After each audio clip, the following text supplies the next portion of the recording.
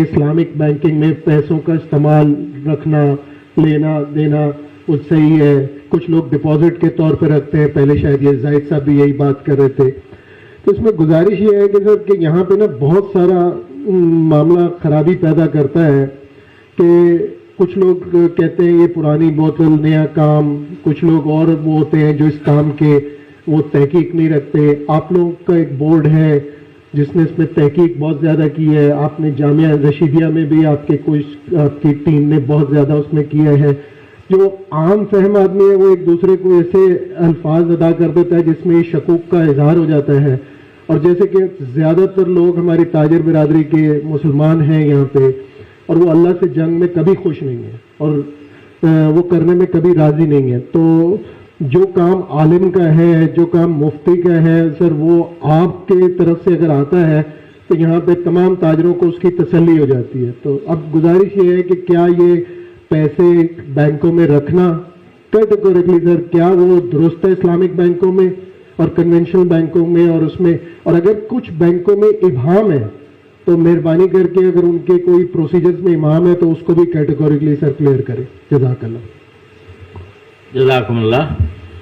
देखिए, जैसा मैंने पहले भी अर्ज़ किया था, अल्हम्दुलिल्लाह अब सारी दुनिया में इस्लामिक बैंकिंग का एक बहुत तेज़ रफ्तारी के साथ फ़रोग़ पा रही है और उसकी बहुत तेज़ी से तरक्की कर रही है, और उसकी ग्रोथ रेट जो है वो कन्वेंशनल बैंकों से ज़्यादा है इस्लामी मुल्कों में।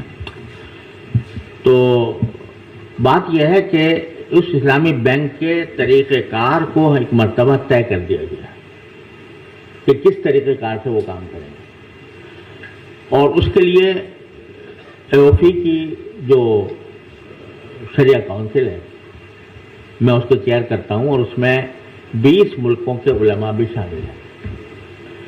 वो उसके लिए स्टैंडर्ड्स तैयार करते थे कि इन स्टैंडर्ड्स पर इस्लामिक बैंक काम करेंगे, और इस्लामिक बैंक, हर इस्लामिक बैंक के साथ एक शरिया बोर्ड होता है। उस शरिया बोर्ड में उलमा होते हैं, वो उसके तमाम मामलात की जांच पड़ताल करते हैं और देखते हैं कि आया उसी तरीके के मुताबिक काम कर रहे हैं जो तय किया गया था या उससे कुछ इन्हिराफ कर रहे हैं। अगर वो उसके मुताबिक काम कर रहे होते हैं तो वो उसके लिए फतवा जारी कर देते हैं कि हाँ ठीक है, इसके तमाम काम ठीक है।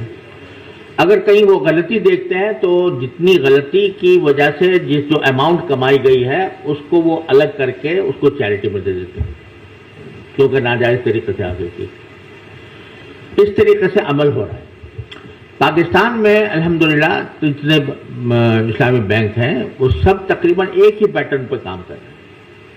उनमें यानी जो बहैसियत मजमूई जो उनका जो मोड्स ऑफ फाइनेंसिंग है वो एक ही है सबके, लिहाजा और उनके हर के साथ एक शरिया बोर्ड भी है।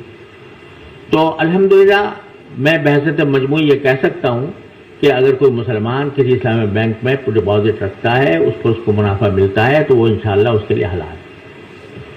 अलबत्ता कुछ गैर मुल्की बैंक हैं पाकिस्तान में और उन्होंने भी अपनी इस्लामिक विंडो खोली हुई है। उसके बारे में मैं चूँकि बराह रास्त नहीं जानता इसलिए मैं उनके बारे में कुछ कहने से माजूर हूँ, लेकिन जो पाकिस्तानी बैंक हैं, जो इस्लामी बैंक हैं, उन सब में के बारे में मैं ये कह सकता हूँ कि एक मुसलमान अगर उसमें डिपॉजिट करेगा तो इस पर इंशाअल्लाह मुझे मुनाफा मिलेगा, वो हलाल होगा। एक सवाल पैदा होता है कि जो भी फॉरेन बैंक भी अगर पाकिस्तान में हैं तो वो भी स्टेट बैंक के अंडर आते हैं और यहाँ उन्हें अपने आप को रजिस्टर करवाना पड़ता है यहाँ के कवानीन के मुताबिक। तो लिहाजा जो कवानीन हमारे लोकल बैंकों पे नाफिज हैं वही उन पे भी नाफिज होते हैं। और उसमें भी असल में स्टेट बैंक के अंदर भी एक पूरा डिपार्टमेंट है जो शरिया ऑडिट करता है, यानी इस्लामी बैंकों का करता है और जो विंडोज़ हैं गैर मुल्की बैंकों की उसकी भी करता है। तो इसलिए यानी बहरहाल एक अजम्पशन तो यही होगी कि इंशाल्लाह वो भी दुरुस्त